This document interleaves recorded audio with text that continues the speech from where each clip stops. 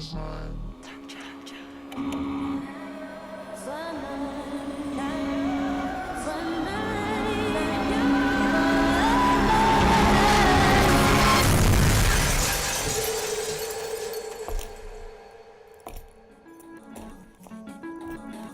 ready? I've been ready. What are we waiting for?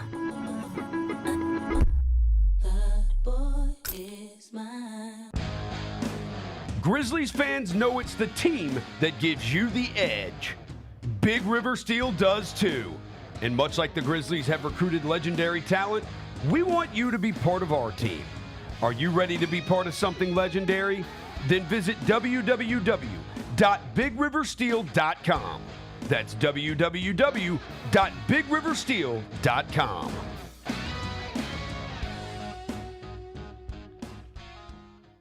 Kroger shoppers and Grizz fans. Want exclusive last-minute discounted ticket deals texted straight to you? Sign up with the new Kroger Buzzer Beater deal.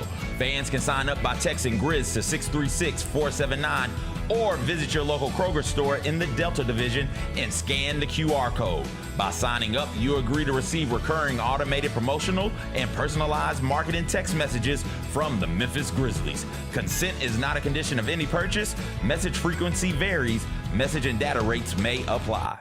Sonic Radio. Welcome back to Sonic RNDIO. That spells radio with me, the CIO. This just in, the new Sonic $1.99 menu lets you build a crave-worthy meal for just $1.99 an item, whether that's a creamy shake, crispy tots, or a quarter-pound double cheeseburger. This just out. Ostriches. They're mean, not very cute, and in my opinion, way too big for a bird. Don't miss the Sonic Fun 99 menu. 5 items, always $1.99. Live free, eat Sonic. Tax not included. See menu for details.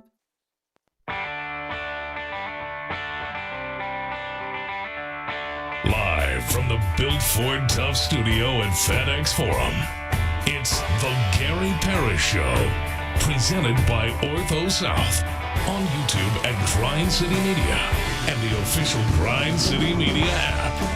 Now, here's your host, Gary Parrish.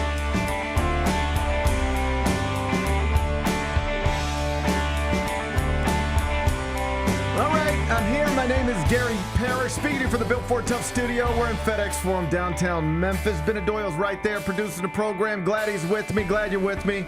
Hope you're getting through the day best you can.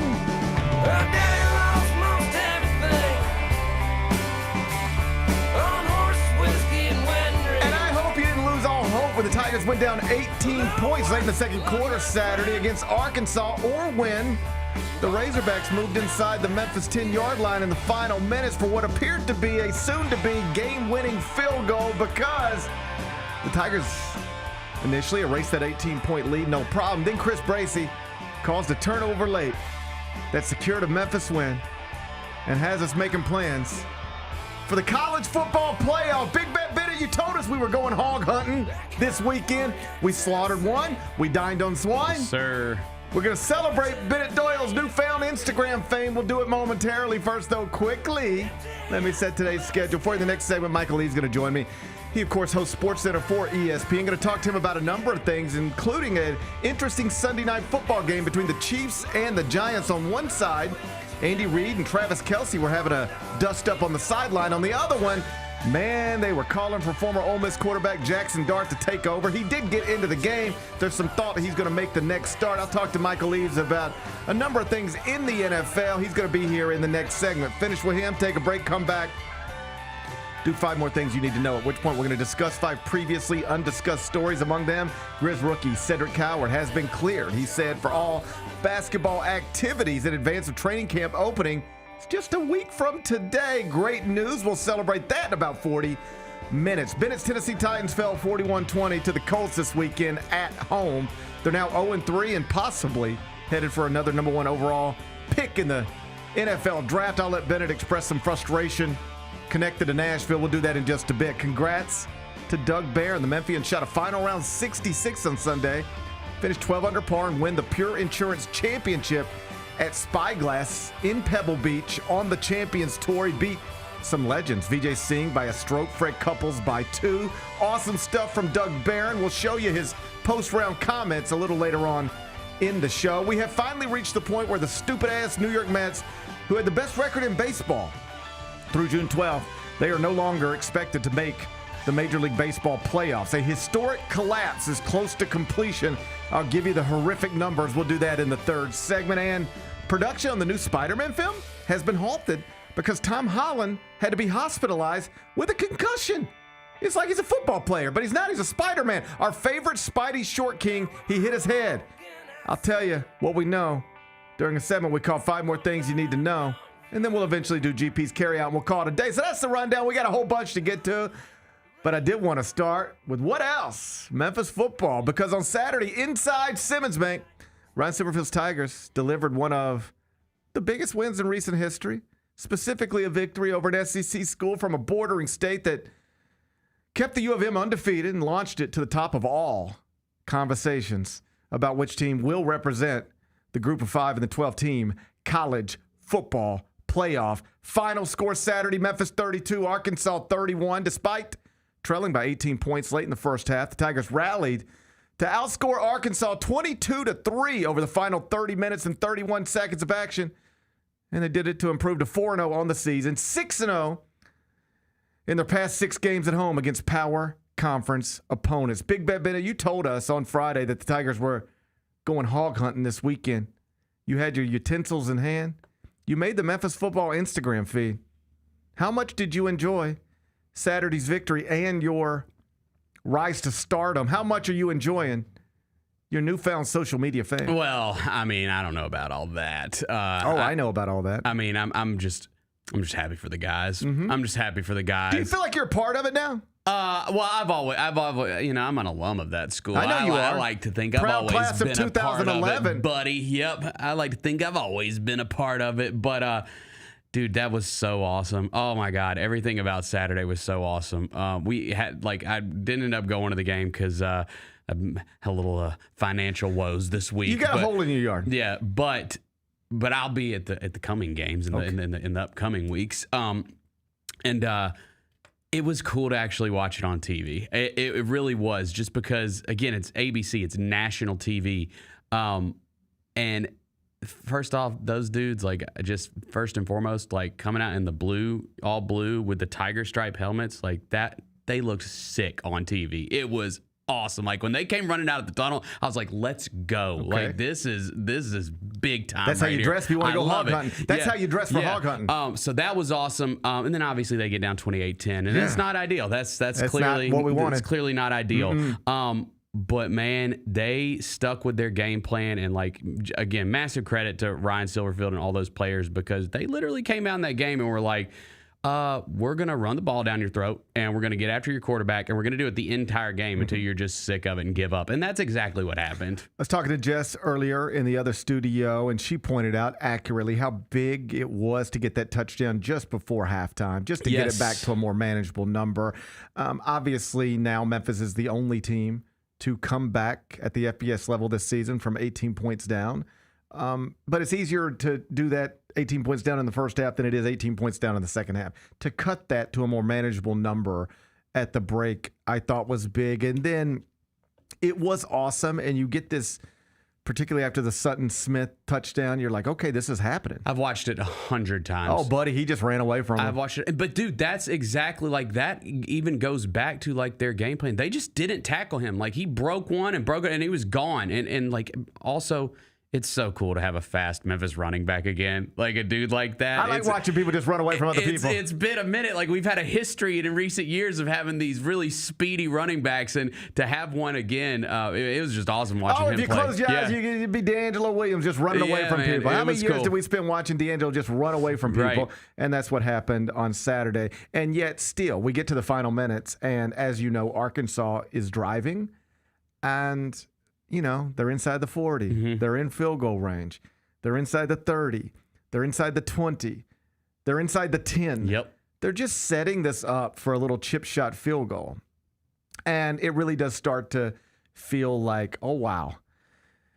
Erased the deficit, took the lead, had a chance, couldn't hold on. That's where it felt like we were going. Mm-hmm. And then, of course, Chris Bracey creates the fumble. One of the biggest turnovers in Memphis football history. Be honest, Did you recognize it live? I didn't see it. Could you see it? No. Like when they all jumped out of the pile, I thought it was pretty clear just how excited the Memphis players were. But like just when you're watching the play, it didn't look like a fumble at all. And I mean, it was an amazing play because this dude was almost like completely on the ground. I mean, there was like this much space between him and the turf, and they punched that ball out, man. Yeah. It felt like one of those plays because even the announcers didn't see it. I shouldn't even ask you if you saw it live. You know why? Because I think it was impossible to see it live. It was. Particularly on TV. I don't think you could see it live. And we probably had a better chance, you and I, on TV, seeing it live than, say, Jess or anybody else in the stadium had of seeing it from the stadium. So then you see the reaction from the Memphis players, and it's like, okay, was the ball out? And then they're saying they got it. And you know what it feels like? Every other play you see at the end of the game under similar circumstances where the play is dead, but the team on defense just keeps fighting and punching and kicking at the ball, and it does come loose, and then they do recover it. They jump up like, woo, we got it, and somebody runs down the field, and it's like, woo, and then you go back and look at it, and it's like, oh, it was clearly down. When we went back and looked at it, I thought that's what we were going to see. Yeah, the ball did come out. Yeah, Memphis did recover it, but he was clearly down. That's where I thought this was headed. And then you get that first angle, and I think at the same time you realize that the announcers realize it. Like, he is not on the ground. This is clearly a fumble. Yep. And then they take it to the replay coordinator who works for ABC, and he convincingly and with no real wiggle room was like, knees not down, elbows not down. This is still a live play. The ball is out. That's a fumble. Like, no wiggle room whatsoever. And then we get the confirmation from the officials. The runner was not down. The ball was popped loose. Memphis recovered. First round Tigers. And at that point, it's not just a matter of, taking a bunch of knees, I don't guess, but like, the thing just flipped. You go from you're supposed to lose this game to now you're going to win this game. And they win it. And now there's like some really nice bullet points connected to the program that are emerging. Like I mentioned, that 18-point comeback against Arkansas, largest in FBS this season. At one point, the win probability, according to ESPN, for the Tigers dropped to just 4.8%. Like they were not supposed to win. But they won, which means they now have an 8-game winning streak dating back to last season, which is the longest in FBS. Biggest comeback this season in FBS belongs to Memphis. Longest active winning streak in FBS belongs to Memphis. 8-0 past 8 games. 12-1 past 13 games. 17-2 past 19 games. 26-5 past 31 games. The Tigers are up to number 34 at MasseyRatings.com. That's the highest ranking in that computer among non-power conference programs. And, if you care, higher than both UCF and Houston, two schools that recently left Memphis behind in the American. So Memphis is number 1 among group of 5 schools right now at MasseyRatings.com, which obviously makes Memphis number 1 in the American. And given that number 2 in the American, Tulane, has to come to Simmons Bank, and given that number 3 in the American, North Texas, isn't on the regular season schedule, and given that number 4 in the American, USF, has to come to Simmons Bank, and given that number 5 in the American, Navy, has to come to Simmons Bank, it's now reasonable to label the University of Memphis as the projected favorite to win the American and, by extension, represent the group of 5 in the 12-team college football playoff. This is not like we're just talking about silly stuff. This is real. And if you don't want to take my word for it, let me point you in the direction of ESPN's FPI, which now gives the Tigers a 35.7% chance to make the college football playoff, which is a higher percentage chance than any other group of 5 team. Translation, as of this moment, Memphis is projected to be the number 12 seed in the 12-team college football playoff, in part because they are the highest rated American team in the computers and the only team in the American projected to be a favorite in every remaining game. According to ESPN's projections, Memphis would open the college football playoff at number 5 seed LSU. According to Yahoo Sports projections, Memphis would open the college football playoff at number 5 seed Oregon. How's that sound to you? Big Bet Bennett? We could take our boys to maybe LSU or Oregon to watch Memphis, our alma mater, play in the college football playoff for the first time ever. How's that sound? That sounds pretty amazing. Be fun, wouldn't it? Actually, that would be a lot of fun. I think I could have a great time with that for sure. Yeah. Needless to say, it's possible we're getting ahead of It ourselves. does seem like we're getting. I mean, we haven't played a conference game yet. Needless to say, it's possible we could be getting ahead of ourselves. But I like to get ahead of ourselves. Sure, why not? It's fun to think like what's They did it on the broadcast. Whatever, we can talk about it. It's fun to daydream. Yeah. It's fun to daydream. I talk about this all the time. Yeah. Man, if you ain't got something to look forward to in life, you ain't got no life. If you ain't got stuff to get excited about, that's not a great one. So get excited whenever you can. Yes. Look forward to stuff whenever you can. If I'm being honest, I don't know where the season's going. All right? But in the spirit of like, when else is Memphis going to be 4-0 and projected to represent a group of 5 in the college football playoff? Hopefully every year. But let me tell you how many times it's happened before in the history of the world? 0. Yep. 0. We've never been where we are right now. Never been. Tiger football has never been where it is right now. So why not have fun with it? Yeah. Why not enjoy it? For sure. And I think, too, just like looking at the rest of the season, like it goes from, when the schedule came out and you're trying to get excited about the season, like everybody's excited about the Arkansas game, right? That's the big premier home game, right? And then it's, we got to go play this conference schedule. Well, it turns out, like, I think to many people's surprise, including mine, the league is way better than anybody thought it was going to be. Evidence being it's going to probably have a team represent the league in the college football playoff. Well, hopefully it's Memphis. But then you look at the remaining home schedule, you got 4 games, and they're all big. Like the next one coming up, Tulsa, like, okay, they're 2-2. They just won at Oklahoma State. Like, and then those 3 you just mentioned, they're all huge games. Of course. The rest of the way. I'll take it a step further. I am now past the point of like caring about how good Tulsa is or anybody is.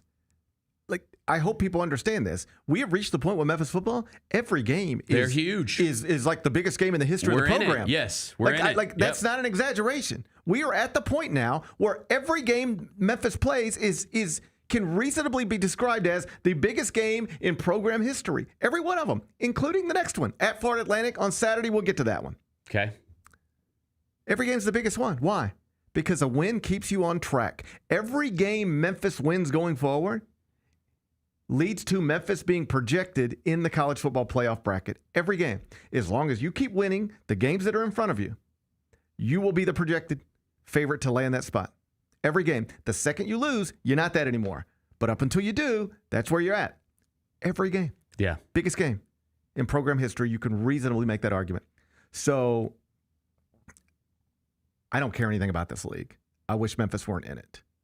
I appreciate the effort that has been put into Memphis getting out of it. I wish Memphis wasn't in it. That said, I don't really think that matters anymore. I can get excited about all these games. No doubt. They all matter immensely. Kick this weekend, scheduled for 6 o'clock. It's on ESPN2. Memphis is listed as a 13.5-point favorite. So, barring a surprise, this should not be one of those games that wrecks the Memphis season the way you were concerned the Troy game could. Memphis should win this game, 13.5-point favorite. But obviously, it's a massive game because if you don't win it, everything we've been talking about the previous 18 minutes kind of goes out the window. Yeah. Or at least it's reshaped in a pretty dramatic way. So awesome stuff. Congratulations to Ryan Silverfield. Congratulations to everybody connected to that program and to those diehard fans that have been there. It was a good crowd. I know there's a lot of Arkansas fans, but it was more Memphis. It was good. There's Memphis fans who were out there on Saturday, and they've been out there on the Saturdays that you and I wouldn't even think about going out there, right? They've been there through thick and thin, the good and the bad, the highs and the lows. And Saturday, they got paid off for that. They got to experience something that a lot of them are going to remember forever, and it did. It's the type of victory that sets things up for this could go down as the greatest season in Memphis football history. I'm not predicting it. I'm just saying that it's possible. And if you can't get excited about that, you're struggling in life. Michael Eaves is up next. How did they sell you on Memphis? I was really looking at the success that Memphis had, something I wanted to be a part of, and then the reputation Coach Silverfield and Coach Cramsey had as an OC, the things that he was able to do with Seth and the things that he's done in his career. I felt like that's something I wanted to be a part of, and I felt myself being able to excel in his offense. And also, I looked at the weapons around and everybody that I was going to be playing it with. The Chris Vernon Show, live on weekdays at noon on YouTube at Grind City Media and the official Grind City Media app.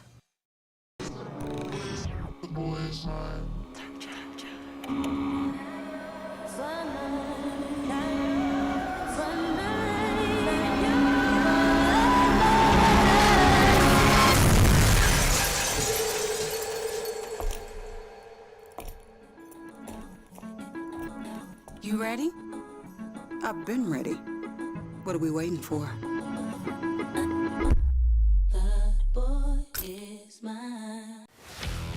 Let's face it, there's a lot of trash talk in basketball, but the great teams let their performance do the talking. Like Ford F-150 with Pro Power on board, a class-exclusive industry-first feature that turns your truck into a mobile generator and leaves the competition speechless. Ford F-150, official truck of the Grizzlies. Greatness starts here at your Mid-South Ford dealer. Class is full-size pickups under 8,500 pounds, GVWR.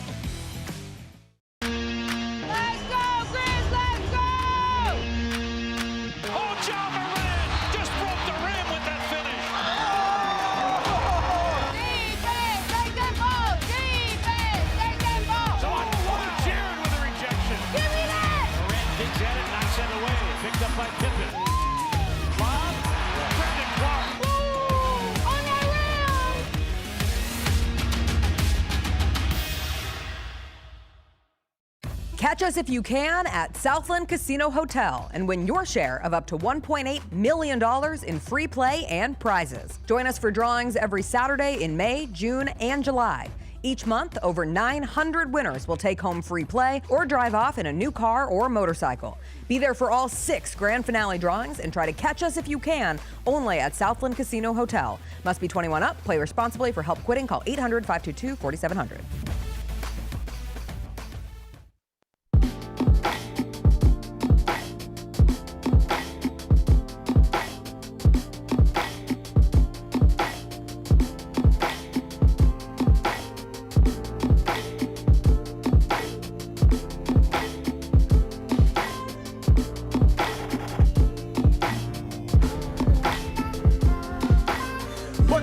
Parrish Show presented by Ortho South. We're inside the Built Ford Tough studio, and on Mondays in the second segment, I'm joined by Michael Eaves, who works for ESPN. He hosts Sports Center, and he's here right now. Michael Eaves, it's good to see your face. Let me ask you a question.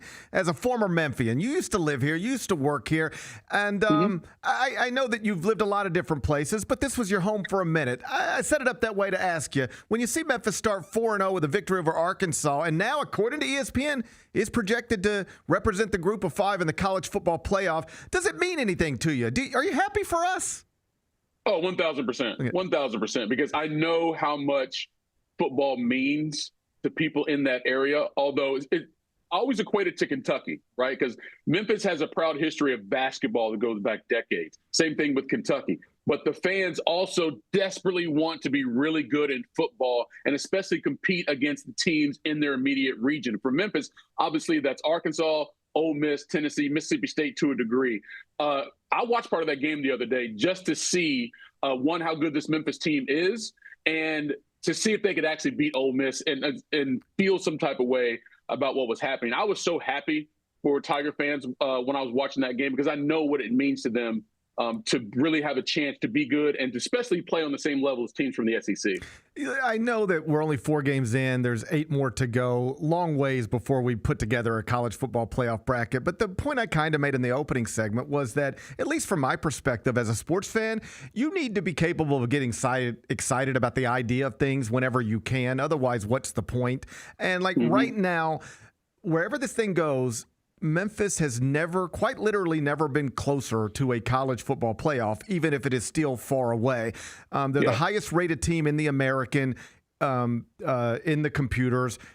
Most of the other good teams in the American have to come to Simmons Bank and play here in Memphis. I know it's a long ways away, but is it okay for Memphis fans to start daydreaming about, man, we could play a game at Oregon or at LSU and really create a lifelong memory for people in this city? I think it depends on how the fans want to protect their emotions, right? Yeah. If you were all into it, then yes, you dive in right now and you go forward because, as you said, this is probably the best opportunity ever for the program to get to the point that you talked about. But if you're those scarred Memphis fans who've had your hopes up high multiple times, and probably reasonably so, then you want to be a little more protective. So all right, we got up to a great start, but history has said that we've lost some games we should have won in conference. So let's ease up a little bit because I don't want to be hurt again. After good starts, you set yourself up for great expectations or a tremendous failure. right? And that's where Memphis is sort of teetering on that line, because based on the way they played these first 4 games of the year, and then you look at the conference schedule, you're like, well, why shouldn't they be favored in every single game for the most part, even if someone's on the road, maybe a point here or there? They've displayed an acumen to this point that suggests that they should win this conference. So if you win this conference and you go undefeated, you know you're going to the college football playoff. But with that expectation, Gary, how much pressure does that put on every single game for the fans watching it, but also the players and the coaches as they get closer potentially to the end of that season? Let's look over at the NFL last night. Interesting Sunday night football game. It was competitive for a while. Then the Chiefs pull away. I think the big visual from the night is Travis Kelce and Andy Reid getting face-to-face on the sideline in the first half. I think we've now seen this multiple times. And on one hand, I go, I don't remember seeing too many other prominent NFL players yell in the face of their head coach as much as I've seen Travis Kelce and Andy Reid. On the other hand, I wonder if I only see that because it's Travis Kelce and Andy Reid and there's no way anything could happen between them that the whole world wouldn't see. What did you make of what happened last night? Honestly, I think it's more indicative of their relationship to which we are not aware. Right. I think they have a relationship clearly that this happens because it's not the first time we've seen it. Hell, it's probably happened in practice even more, and we just haven't seen it. I do think, though, and I'm not sure if Andy jumped on Travis first or Travis said something snarky and then Andy responded. We don't know how it started. We just saw how it ended up playing out. I know that Travis Kelce is question about that. And he should be, based on how he has played individually and how his team has performed up to this point, even though they won the game last night. And it may be indicative, Gary, of an older athlete having to come to grips with he's not the same player that he was before. And if that is the case, that manifests itself in so many different ways that we would end up seeing publicly. And that could be an indication of it, because he's a Hall of Famer. He's been the second best player on this team for a long time, but he is not performing up to his standards or his own expectations for the last 2 seasons, really. And that may be a reason we're seeing some of these blow-ups with Travis Kelce, because it wasn't just with Andy Reid. There's been other ones we've seen him getting frustrated on the field and also on the sidelines with his teammates. I do think that's got to be the root of it. And just randomly, I saw a clip. I don't even know why this entered my computer, but I just saw a clip within the past few weeks of John Elway at his retirement press conference. And he was in tears. Mm-hmm. And he said, physically, I can't do this anymore. And that's a very hard thing to come to grips with. And I've always wondered what's that like for professional athletes, whether it's Travis Kelce, last night on the other side of the ball, Russell Wilson. There will be a day where you can't host SportsCenter anymore, but it's probably going to be a long time from now. For athletes, that day where you can't do the thing you do anymore, it comes so early, and I feel like Travis Kelce on some level has to be going through that right now. Yeah, every athlete does, honestly. And the ones who walk away in the best emotional state, typically that moment and accept it earlier than other athletes do. And for Travis Kelce, I'm not saying he's accepting it. I think you're starting to realize that it's the case, and maybe that's where that internal frustration comes from. But here's the deal. As athletes evolve, so does their athleticism. But their mind should also evolve to still be able to use whatever athleticism they have to still be great. I think 2 of the greatest examples of that are in basketball with Michael Jordan and Kobe Bryant. As they got towards the end of their careers, their games completely changed from what it was earlier when they were way younger and way more athletic. Everybody can do it. Pitchers do it all the time in baseball. You may have a tremendous fastball at one point in your career, but towards the end, you've got to come up with some other pitches to get batters out. All the greats, I believe, Gary, find that evolution towards the end of their career and make they adapt to what is necessary. Travis Kelce is going to have to do that as well. On the other side of the ball, we were at MetLife Stadium last night. The Giants weren't doing much on offense. Russell Wilson had a couple of picks. The crowd was chanting for Jackson Dart. It was interesting listening to the broadcast crew because they were like, man, you get over in the Giants facility, you talking to everybody, they can't wait to show you Jackson Dart. Like, it was really an excitement attached to it. Is it time for the Giants to move in that direction? I don't really know. And let me say this, and I said this last week or maybe a week before on SportsCenter. I think these NFL teams need to pump the brakes a little bit more on the idea that these young quarterbacks have to go out there right from the jump. Because there's never been a great quarterback, Gary, who started on day one and went on to be great.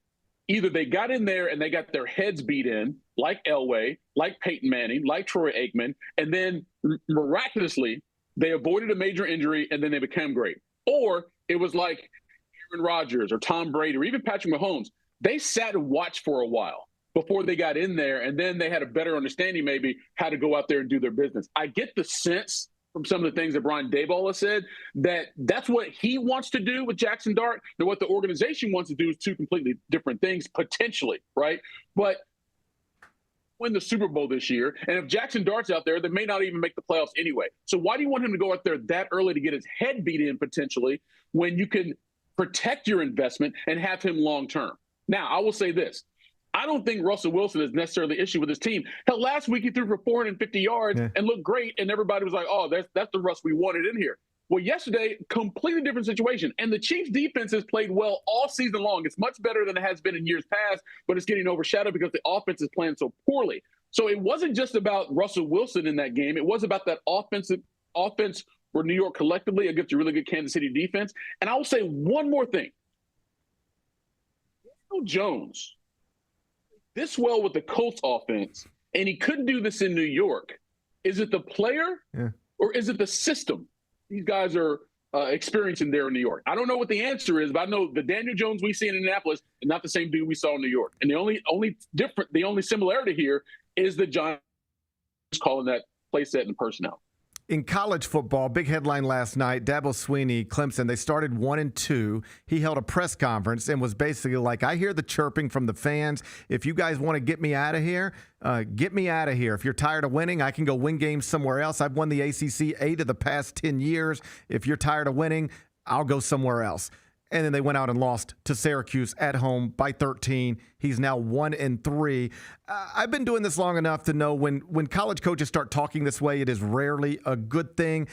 Also, I know we could look back on this in 3 years, 5 years and go, that was just a little blip of something that happened in his career. Everything was fine. Or it could be the beginning of the end. Do you have a sense for what we're watching right now? I feel like it's the beginning of the end because coaches don't stay in jobs 20, 30 years anymore. They just don't. And Dabo's been there for a long time. And to his point, he's absolutely right. All he's done since he's been there is win. But the issue with that is, besides setting an expectation for the program, is that if you can't live up to that each and every year, then some fans will start to look at you different. And opposing teams will look at you different. That's why Syracuse went down there to take on Clemson because they thought they were better. And as I said last week on Sports, and they're talking about Dabo Swinney and that little rant he went on, for every championship coach, there's been enough boosters to buy them out at the end if those wins were not equating to other opportunities to win championships. So as good as Dabo has been, if he doesn't continue that and they're not getting other chances to compete for championships, there will be someone willing to buy him out. That's always the case. I mean, we can go through Gus Malzahn, Les Miles. There's a whole bunch of guys. Ed Ogeron. There's been guys who got bounced, and they won championships, right? So it's not just about what you've done. It's what you've done for me lately. And Clemson looks different to a lot of people in college football. Last thing before I get you out of here, the Ryder Cup is this week at Bethpage Black. What do you expect? Well, I expect New York fans to be absolutely insane. And I don't necessarily think that's going to be a good thing all the way around, quite honestly. There's so much emotion that comes from this event that is rare, I believe, in sports, to the tilt that it gets people. And that's on both sides. That happens in Europe. It happens here as well. But New York is different in that regard. I mean, remember back in the U.S. Open was held at Bethpage, and New York fans were chirping at Sergio Garcia because he wouldn't pull the club back. He kept regripping. And they were like, hit the ball! Like, they were on him hard. And they're going to be on the European team hard because they want the Americans to win after what happened 2 years ago in Italy. Now, that potentially the bad part. I think the theater for this will be great because of the venue itself. I love that golf course. It is literally my favorite golf course in the country, and I've played Augusta National, I've played Pebble Beach. I love Bethpage. It's very difficult, so it's going to make for some tremendous golf being played. I will say this. It'll be a huge disappointment if the Americans don't win, because of the venue and because of who's on this team on the American side. You have the best player in the world by a little bit of a margin over Rory McIlroy. But once you start getting further down that roster, they're really good. If they lose this one on this venue in New York, it's going to be a hard one for golf fans to accept, especially American golf fans. That is Michael Eaves from ESPN. Make sure you're watching him on ESPN, hosting Sports Center, and he, of course, is on X at Michael Eaves. Hey, Gary, one more thing. Yes. I will leave Sports Center. I'm incapable of doing it. Trust that. You know what? Like, I think there's probably like good advice in there for all of us. Like, I've watched other people who have very public front-facing jobs like ours, and I watch them deteriorate on my television in a way that is just sort of sad, and I don't want to be that. I want to be out of here before I can't complete sentences anymore. So it's nice to hear you share that opinion. I'm not going to be the old guy on TV bumbling my words. That ain't going to happen. There you go. Michael Eaves, I appreciate you, buddy. Have a good week. I'll talk to you next Monday. All right, brother. Bye-bye. That's Michael Eaves from ESPN. What did you make of the Travis Kelce, Andy Reid moment last night? That wouldn't be the first time between those two. They kind of Travis Kelce, it seemed like he was like open to it. You know what? Like, to that point, there was a little subtle thing that I saw that made me believe this is not a big deal between them. This is a big deal. They do that. They yell at each other. This is a big deal, but because the world's watching. Right. It's not a big deal between them. And here's the moment. If you go back and watch it, Andy Reid hits him. Like, Andy Reid gives him a shoulder. Yep. Like, Andy Reid is the one who got physically aggressive. Yes. Travis might have been the one who got verbally aggressive. But Andy Reid is the one who inserted a physical moment into that altercation. Yeah. And did you see what Travis did? Nothing. Right. No, he didn't even blink. He didn't flinch. He didn't look at him. It was nothing, because as mad as he is and as frustrated he is, there is still something about him that knows, this is my coach. And like, there is a line you do not cross. And clearly they have established that line somewhere further than yelling and cussing at each other. But that line is clearly drawn where even Andy Reid can put a shoulder into Travis Kelce, and Travis Kelce knows, like, you don't even acknowledge that happened. If you see another football player put a shoulder into Travis Kelce, we're fist fighting. Yeah. But that meant something to me. While the whole world's going, what's going on here? I'm like, it's probably nothing to them, because that moment, that got physical. Andy initiated it, and Travis did not respond. If that was something that had the potential of blowing up into something bigger, that's where it does escalate. When somebody turns a verbal altercation into a physical altercation, that is where it can escalate. And I thought it meant something that Travis Kelce didn't even flinch when another man put a shoulder into him in a way that I bet he doesn't let another man do. No doubt. And like, I've seen Travis Kelce over the years, like, scream in Andy Reid's face. Yeah. So they clearly have that kind of relationship, like, on the football field. So no, I didn't make too much of it. Just watching that, I cannot understand how Brian Dable's still the coach of the New York Giants. That is wild to me. They must just think that it hasn't been, like, that they've got it, that they've got their guy, and he just hadn't had the right quarterback or hadn't been tapped into or whatever. Because to Michael's point, I just watched Daniel Jones carve us up yesterday. But that happens all throughout the NFL. I know. There's Baker Mayfield. It doesn't work in the first place, but then works. Sam Darnold doesn't work at the first place, but then works. But then you start to go, okay, where was the first place? For him, it was the Browns. For him, it was the Jets. For him, it was the Giants. Yeah. What if it's these places? Just it doesn't really matter. It doesn't matter who you are. This is what Tom Brady was talking about. That thing I told you about when he was talking to Colin Cowherd. He was like, "Stop saying this quarterback sucks and start evaluating the entire situation and recognizing maybe it's that this young quarterback doesn't suck. Maybe it's that if you put any young quarterback in that situation, it would be a bad situation." For instance, who's the best young quarterback in the NFL right now? When people say that out loud, who's the name that comes up? Oh, the best young quarterback in the NFL? So like probably Jaden Daniels. Okay, cool. Yeah. Take him and put him in New York with the Giants, New York with the Jets, and he might be somebody we're coming in here every Monday and going, well, I guess they just missed on another one.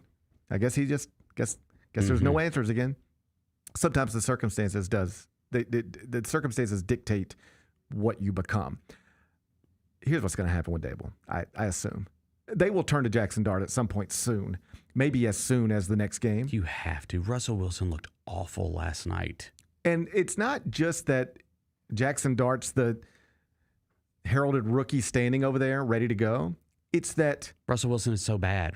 And everything, like, you listened to those announcers last night?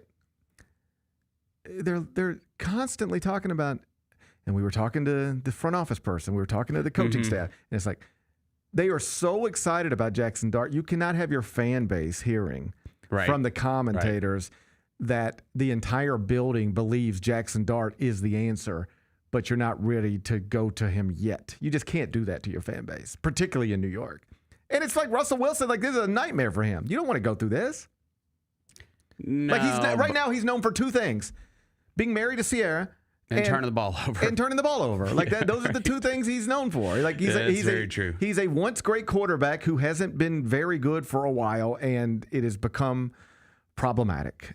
And so here's what happens with Dable. They will turn it over to Jackson Dart, and it will either get better and he might keep his job, or it won't, and he 100% will not keep his job. If you can't win with Daniel Jones, and then you can't win with Russell Wilson, and then you can't win with Jackson Dart, like we're going to have to at some point at least open ourselves up to the possibility that you are the problem, or at least you're part of the problem, or you're not part of the solution. But that's coming. That's coming. That's one, again, where if the Giants would have lost this game at noon yesterday, it registers different than Sunday Night Football. Like, the whole world's watching. We don't have anything else to do. The whole world's watching. And your rookie quarterback that everybody loves is standing over there, and your veteran quarterback that has been given up on now by 3 different teams is struggling on the field. They got to do something. That's coming soon. And if it works, then maybe Dable keeps the job. If it doesn't, no chance. No chance. No chance. Yeah. 0% chance. We come back, turn our attention, NBA. Cedric Coward threw out first pitch at Redbirds game this weekend to Michael Cole, among others, talked to him, and he said he's good to go. Cleared for all basketball activities. No surprise, he should be. It would actually be terrifying if he weren't cleared for all basketball activities. But a week out of training camp, still a nice thing to hear. We'll talk about that next. Gary Parrish Show, presented by Ortho South. Who do you go to learn still? Like, who are you looking to for inspiration? A couple years ago, I went and visited, even though he's younger than me, but we've got great admiration for one another. Went and visited Dan Lanning out at Oregon, right? A young head coach who's had some success. Mike Norvell may not have had the season he wanted in the past. We can still get on the phone and talk about things, right? Tune in to the Jessica Benson Show with CJ Hurt, live every weekday at 8 a.m. on YouTube at Grind City Media and the official Grind City Media app.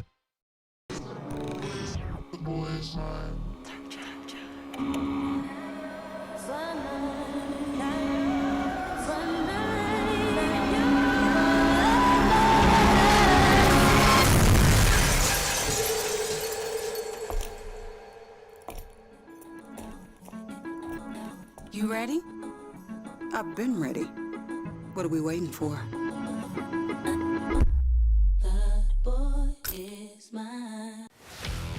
Let's face it, there's a lot of trash talk in basketball, but the great teams let their performance do the talking. Like Ford F-150 with Pro Power on board, a class-exclusive industry-first feature that turns your truck into a mobile generator and leaves the competition speechless. Ford F-150, official truck of the Grizzlies. Greatness starts here at your Mid-South Ford dealer. Class is full-size pickups under 8,500 pounds, GBWR.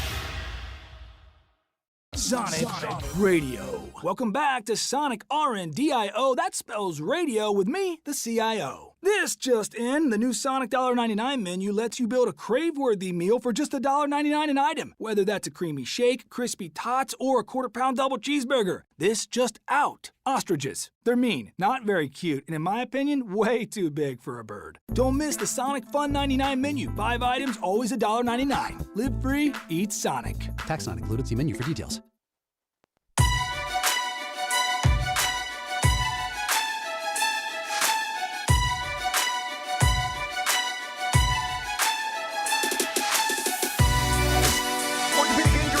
Unpredictable unpredictable, unforeseen, and unscheduled, and Ortho South understands this better than anyone. Since your injuries don't make appointments, you don't need to either. That's because Ortho South welcomes walk-ins during the evenings, in the weekdays, and even on Saturdays. So next time an unforeseen injury makes an unscheduled appearance in your life, visit orthosouth.org to find your nearest urgent care location. Just walk in Ortho South to take care of everything, especially you. Learn more at orthosouth.org. That's orthosouth at orthosouth.org. Now I got 5 more things you need to know. Number 1. Good news. A week out of training camp getting started for your Memphis Grizzlies. Cedric Howard was out at AutoZone Park this weekend. Talked to DeMichael Cole, and he told DeMichael Cole that he is 100% cleared for all basketball activities. He's going to be a full participant in training camp. Quote, Cedric Howard said, "It's like letting the wolves out." That's what it is. Who let the wolves out? Bennett? Who let the wolves out? I'd probably say like letting the grizzly bears out. Grizzlies PR let the wolves out. Yeah. Status report, Cedric Howard's name, wouldn't be on it right now. Love it. Who let the wolves out? At Grizzlies PR. No, man, it's great news. I think that we just kind of assumed that he was going to probably be ready to start the season. I mean, he had surgery 7 years ago. Yeah, I mean, he should be ready. If he's not ready, But like, it's good to have that reassurance before we even get into training camp, because we all know that Zach Edey's going to miss the start of the season, and to have like 2 of your young pieces, on an injury report, that would be not great. And so the fact that he's full go and ready to go, I'm just excited to see him play. Like, I can't wait to watch him in the preseason. I haven't really seen him play that much, right? Like, when's the last time the Grizzlies took a lottery pick that you've never seen play? Right. Like, I didn't see, the Washington State. I mean, I've seen the highlights, obviously. I've gone back and watched, when we drafted him and everything. But yeah, I wasn't watching those games. No, nobody was. And so, and it was only a handful of them, right? Yeah. So yeah, I'm just really stoked to see him play in the preseason. It makes the preseason, I think, really enticing, like, if you're a Grizzlies fan, just because you get to see this guy. No, we've gotten a lot of bad news over and over again. Yeah, for sure. And it's human nature. You can read about this if you get bored. Like, if you are a human who is constantly dealing with bad stuff, your brain starts to get conditioned where you just think bad stuff is coming all of the time, right? And so we've been through that. Lately, over the past week, we've heard like 2 encouraging things. Cedric Howard, full go, 100% cleared, ready to go, full participant training camp. Great news. Unsurprising, but still, never know. Nice to hear the good stuff. Yeah. And then Jaren Jackson Jr., off-season turf toe surgery, the start of the season in jeopardy, and yet everything I've heard, and I think this jives with what everybody else has heard, is that Jaren is not only ahead of schedule. The way it is multiple times been put to me is that he is, quote, way ahead of schedule. Let's go. Right. And it doesn't mean I'm telling you he's going to be a full goal in practice next Monday, or that he's 100% going to be ready for the opening preseason game or opening regular season game. It just means that everything I've heard suggests that it's going well, better than expected, by definition ahead of schedule. So 2 good, encouraging Grizzlies injury-related notes. I'll take it. Yeah, I'll take it too. I'm very excited. And it's a week from today. We're going to be over in the practice facility. That's right. And we're going to be doing the big Media Day show. Yep. Where we'll have different desk of folks sitting around talking. Correct me if I'm wrong. I think the great Brevin Knight's going to sit with us. Is that right? Yes, I believe he will be joining us. So me, you, Brevin Knight will sit down, and various Grizzlies players and people will pop in and sit with us. So Jess is going to handle the early shift. I'll handle the middle shift. Vernon will handle the late shift. But we'll have various other characters who are going to be with us. I believe Rob Fisher, Lane Whitaker, Pete Pranica, Brevin Knight. The list goes on. So looking forward to next Monday. Nice to get some nice news. The weekend before, Cedric Howard letting everybody know he's good to go. He's ready to play basketball again. Number 2. Titans still stink, Bennett. A little worse than I think anyone could have ever imagined. The Colts are now 3-0 after yesterday's 41-20 victory in Nashville. The Titans have dropped to 0-3 overall, 0-2 at home. Cam Ward, 23 of 38, 219 yards, 1 touchdown, 1 pick. He was sacked 4 times. I'm not going to pretend I had my eyes on it, Bennett. You did, though. Cam Ward. What's the early review on him? I think that he is. He's obviously got a ways to go. He's making rookie mistakes out there. There are, like, you see, like, the signs. Like, I'm still all in on Cam. I think he's gonna be good. I think they need to save him from a bad situation right now. Listen, Brian Callahan, I don't want to be mean because he is getting just absolutely trashed by the media right now, but I just don't think he's an NFL head coach. He doesn't look that way. No, I mean, dude, they've scored 37 points this season. 30 of those are from the kicker. So, like, that's really all you need to know. It's 3 games. That is outrageous. It's 3 games. They have 7 points from their offense. 7. Well, and I would assume that's 1 touchdown. Yeah. They've scored 1 touchdown all year. And so really, it's only 6 points from the offense because the extra point comes from your kicker as well. Yeah, and that might have been coming in. It might actually be more than that now because he might have had one yesterday. But no, it's terrible. It's terrible. That might have been coming into the game. I understand. Either way, it's bad. Either way. It's the fans booed as they were going into the locker room at halftime. They were just getting blasted. There was the stuff last week about him not knowing the rules, and he had to explain it in the press conference, and then had to go back and be like, I was actually wrong about that. And then yesterday, they are going for a field goal attempt. They come out of the timeout and get a delay of game, like, on the field goal attempt. I think he missed it, and it's just like, dude, like, I think we might have around the most penalties in the league right now. It's just, that's coaching, man. That's coaching. And you got to save Cam. Again, our new GM, he did not hire this guy. So I think you probably got to move on pretty quickly and then be thinking about what's going to happen next season because, like you mentioned, they're going to be set up to get another super high draft pick. They're going to be bad this season. So you got to kind of figure out, okay, where are we going to be next season, year 2 with Cam? Can we start now? Like, can we start thinking about how we're going to set this thing up? Because right now it's a mess. It's terrible. You used to have Mike Vrabel as your coach. Yeah, he'll be in town. He'll be the next home game. That'll be fun. Oh, yeah. Yeah. They go on the road for a couple, then he'll be back. This was the biggest sign yesterday, and I wanted to throw up when I saw it. So Michael Pittman, he's a receiver for the Colts. He's a pretty good receiver. He looks like Jerry Rice against the Titans. Like, he is. I mean, he's built a career off destroying the Titans. Sure. Okay, many men have. And they talked to him in the locker room after the game yesterday, and he goes, yeah, we saw it in the pregame intros. They looked a little sluggish, kind of walking around. Nobody was really bouncing. Right then and there, we all sat there and were like, they don't want to play today. They didn't want to play today. The vibes were off. Dude, that is like... You're a fan of a team that does not want to play. I will say that does mean something when the other team sees you and they go, man, they don't even want to be here. No.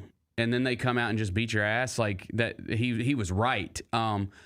It's just bad. Like, Calvin Ridley doesn't want to be there. Like, I could see him. I think they're going to sell at the trade deadline. I could see them moving a lot of guys because they're paying a lot of guys a lot of money right now. He's one of them. I could see he does not want to be here. Just as you say those words, it prompts a memory. I remember being at a Memphis-Cincinnati basketball game at one point. I want to say it was maybe a conference tournament game, but Bob Huggins was still the coach at Cincinnati at the time. Mm-hmm. And those words triggered this memory. I remember him walking in to he was just sort of talking to his assistant coaches, to his team. It was like pregame stuff. And I can just remember him like looking around. Now that I'm thinking through it, it might have been a Conference USA tournament game or a conference tournament game. Maybe Huggs was scouting the game because they had to play the winner, and Memphis needed to win to advance to play Cincinnati. It was this is the it's a Memphis game, and Huggs is there. I just remember him turning to somebody and saying, "Look at them. They don't want to be here. You can look at them and see it. They don't want to play." Mm-hmm. And then Memphis got blown out, however it was. But I just remember him picking up on that just by looking at it, the way they moved around in the pregame. They don't want to do this. No. And it's just like... You can see that sometimes. Like, we are not that far removed from them, going to an AFC championship game. Like,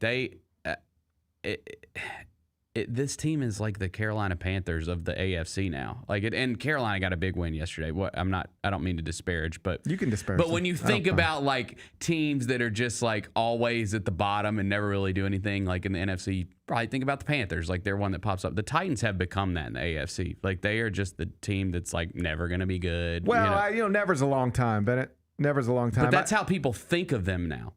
Well, I can see why you feel that way. Yeah. But never's a long time. I think you're going to be good again. I just don't think it's going to be anytime soon. They got to save Cam. I think you're going to be good again. I'm still in on Cam. They got to save him. Also, want to shout out my guy Marcus Mariota yesterday. Got a big win for the Washington Commanders and got very emotional in his post-game walk-off interview. That was cool to see. I love Marcus, man. I'm a big fan of his. And it was cool. It beat his former team, the Raiders, yesterday. It was good stuff. Hey, I think you're going to be good again, Bennett. Just not anytime soon. Okay. All right. Yeah, we'll see.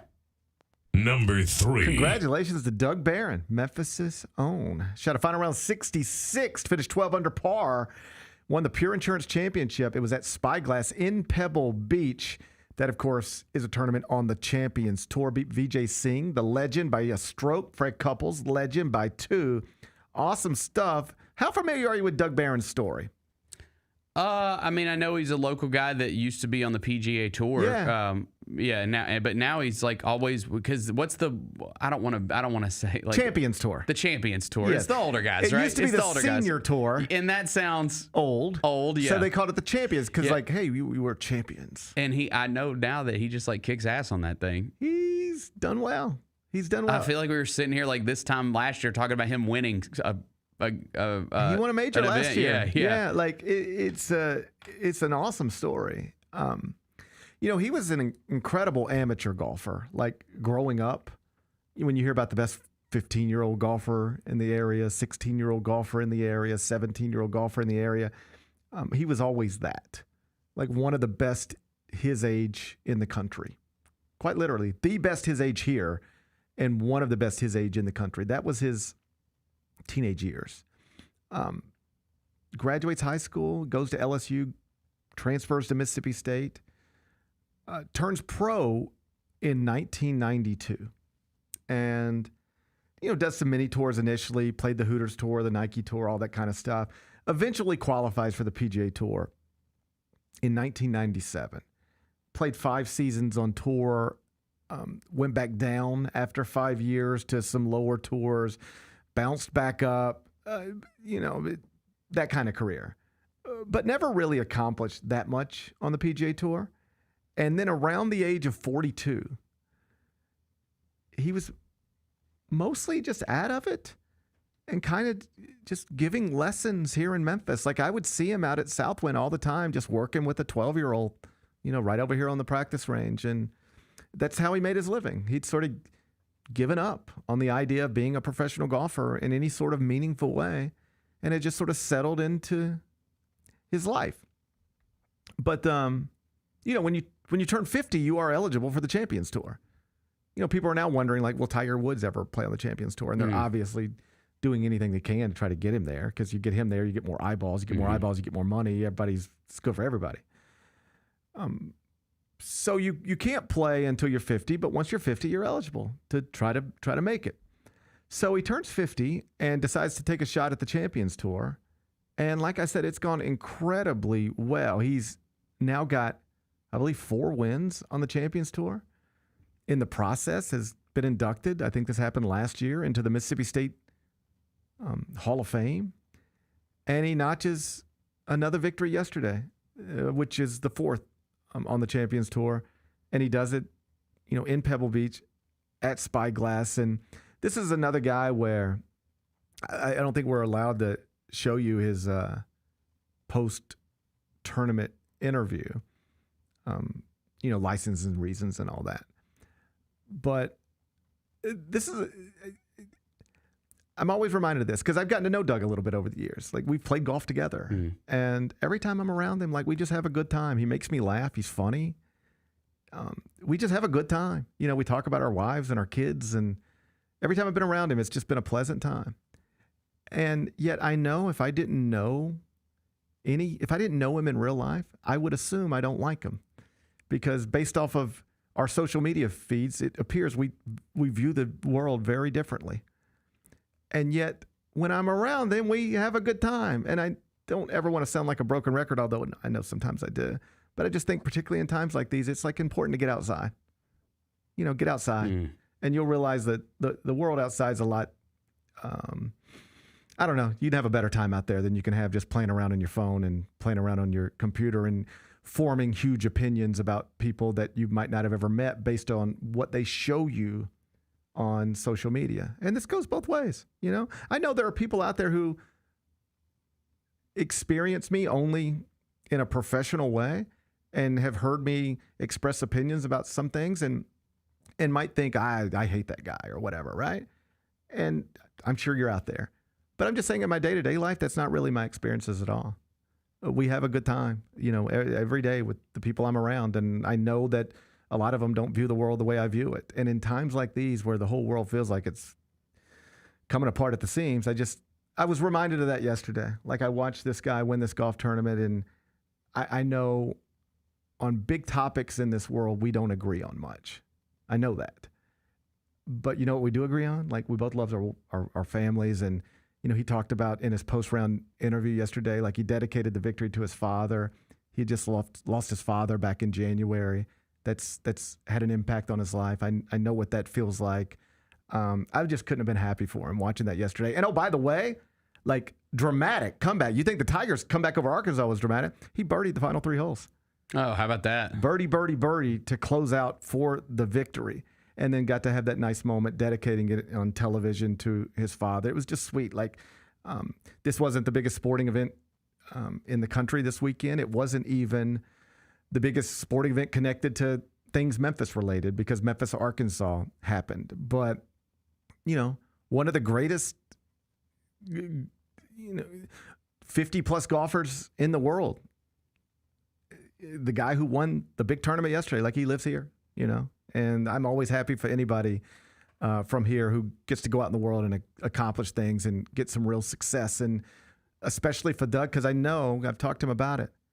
I don't want to say those are dark times. I don't want to put words in his mouth, but I think when you have dreams of doing a bunch of stuff in a sport that you're clearly gifted at, and then maybe your career doesn't unfold the way you anticipated it would or thought that it would, that can get you to a dark place, you know? Like you feel like you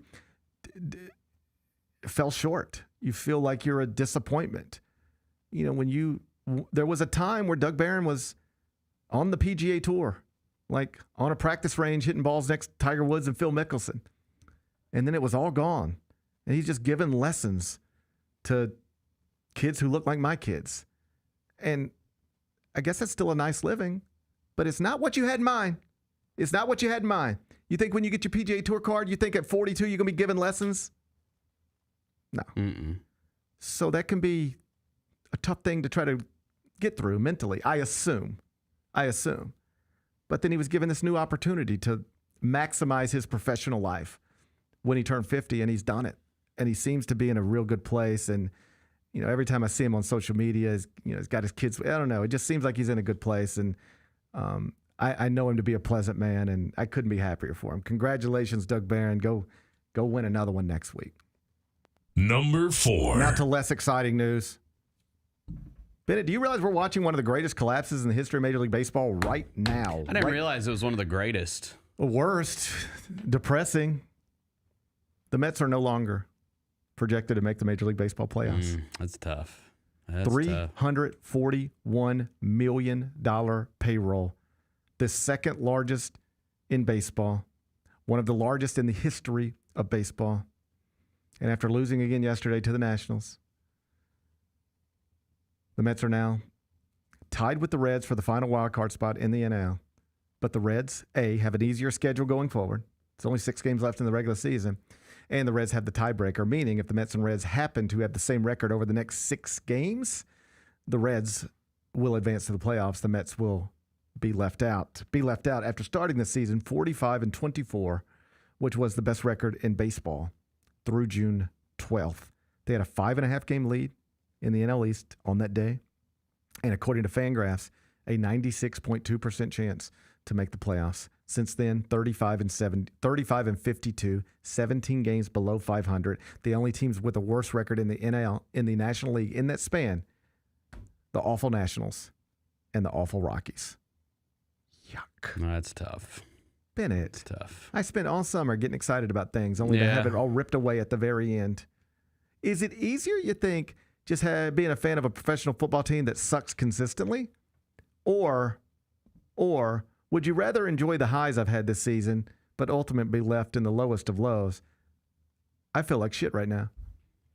I mean, it's fun to have like the good moments. I don't know. Like, I knew my team was going to suck coming in. So I didn't know that about mine. I thought mine was going to be good. And we were for a while, and now we stink. And I'd say probably worse to have it all ripped away from you. Yeah. This feels worse. Yeah. This feels worse. And, like, what are we even fighting for at this point?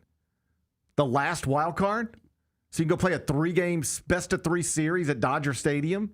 That doesn't feel good. Hey, if you don't make it, shame on you. Mm-hmm. If you do make it, you get to go to Dodger Stadium for a best-of-3. Shame on you. Just shame on you. I mean, we've seen crazier thing in Major League Baseball. You could Yes, of course. just Of course. get in, yeah. Of course. You know, like the Indiana Fever right now are Right. 2 wins away from the WNBA Finals, down 5 starters to see 5 rotation players, 5 players to season-ending injuries. Right. Crazy things do happen. It just, when you have the best record in baseball on June 12th, you don't expect to be sitting here on September 22nd, you know? I get it, man. I get it. I don't think you do. That's that. No, listen. Do you know how many hours I spend watching this baseball team play? All I've ever known is pain and agony. That's when it all comes I've ever to, known. You know, it is what it is. Yeah. I wish it didn't have to You'll be get what it used is. to it. You'll get used to it. I wish it didn't have to be what it is. I know it is what it is, but I wish it would be something else. Why can't it ever be something else? Mm-hmm. I know it is what it is. I'd like for it to be something else. Once. Yeah. Just once. Tough spot. Anyway. How many games we got left? 6. We're off tonight. Then we're going to play Tuesday, Wednesday, Thursday. Where are you at? The Mets have 6 games left, all on the road. 3 at Wrigley against the Cubs. Mm-hmm. Then 3 in Miami against the Marlins. The Reds You can win those. Yeah. Here's the problem. The Reds get the Pirates at home. Mm-hmm. Pirates stink. Yeah, the but Pirates one of stink. those is Paul Skeens. Okay, so he'll win that. Or no, he doesn't win. He doesn't win. He's going to throw 42 pictures and they're going to take him out. Right. Yeah. And then they close with 3 at Milwaukee. Milwaukee, obviously great. But you know what Milwaukee's going to be doing Friday, Saturday, Sunday? Setting up their rotation. Right. Resting people. Relaxing. That's very true. That's tough. Where do you go from here? Hell. Yeah. I was thinking hell. Okay. I was thinking hell. I mean, you're already paying everybody. I don't know how many more people you can pay. You know? I think you just got to help bring them all back next year.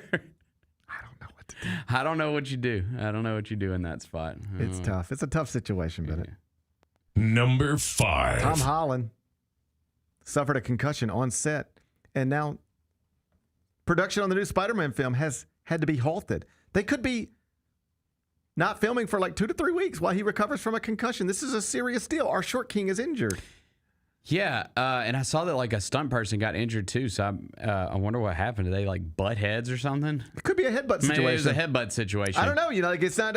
It's not. No, they said it was a fall. It was a fall. Yeah, you know, it's you would expect Spider-Man would fall every once in a while. It's a lot of flying around and not never fall. Yeah, crawling up buildings and stuff like that. Like eventually you're gonna fall, even if you're Spider-Man. Eventually you're gonna fall. And now Tom Holland, he's concussed like a football player. He's like a little Tua. I wonder. Tua Holland. I would assume that they're going to be able to get the timing and everything back on schedule because I believe this Spider-Man movie is supposed to come out before the new Avengers movie. I think I'm right on that. Yeah, maybe so. Up until Tom Holland cracked his head open. And they already delayed that Avengers movie like half a year. So we're going to have to get back on schedule. We're going to have to get back on schedule, Tom. Drop some dirt on it. It's a concussion. That's how we got into the CTE problem that we're dealing with by people like you telling people like Tom Holland just rub dirt on their concussion. You don't rub dirt on concussion, Bennett. You know what you do? Rest. I think so. Yeah, he rest. It's time for him to rest. He just needs to lay down with Zendaya and rest a little bit. Yeah. They should probably start, binging something. Mm-hmm. Like Task, perhaps. Maybe watch Task. Yeah. Then you just sit down and relax. But you can't rub dirt on a concussion, Bennett. That's how lawsuits happen. True.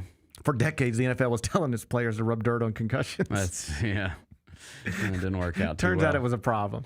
Yeah. Hey, I like Tom Holland. I don't know him, of course, but I think I like him. Tom Holland is somebody that I like the idea of Tom Holland.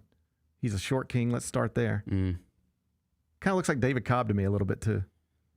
When you close your eyes and look at Tom Holland, can you see David Cobb?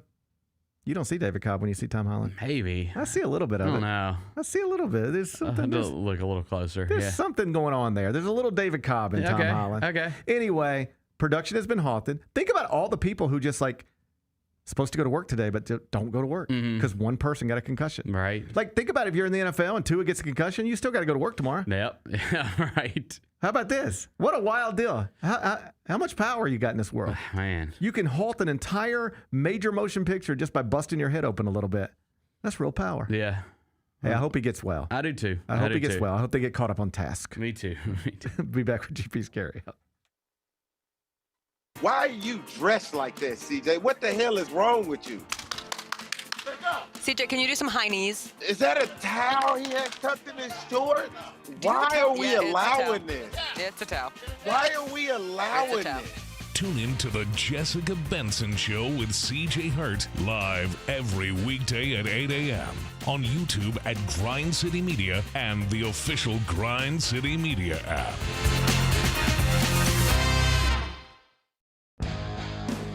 Grizzlies fans know it's the team that gives you the edge. Big River Steel does too. And much like the Grizzlies have recruited legendary talent, we want you to be part of our team. Are you ready to be part of something legendary? Then visit www.bigriversteel.com. That's www.bigriversteel.com.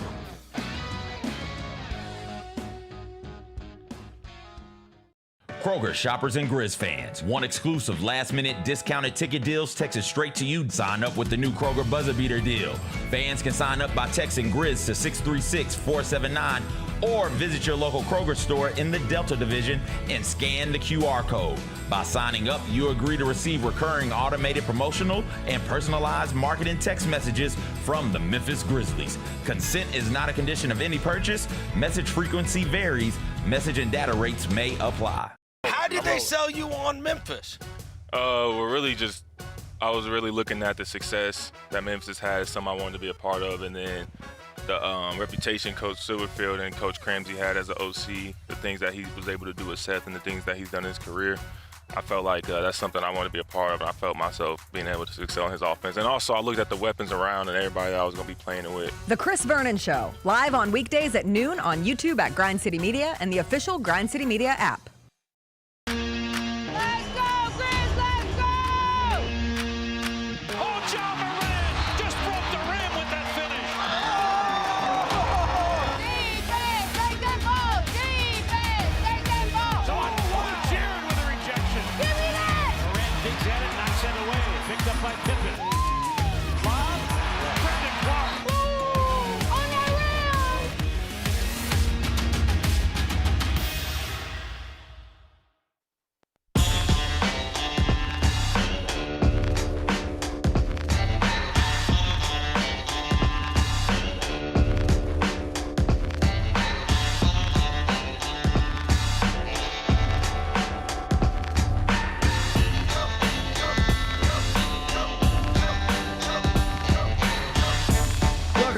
Parrish Show presented by Ortho South. Let's wrap this up with GP's Carryout.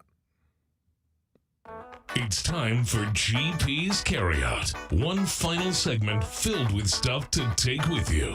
It's not everything you need to know, but it's most of it.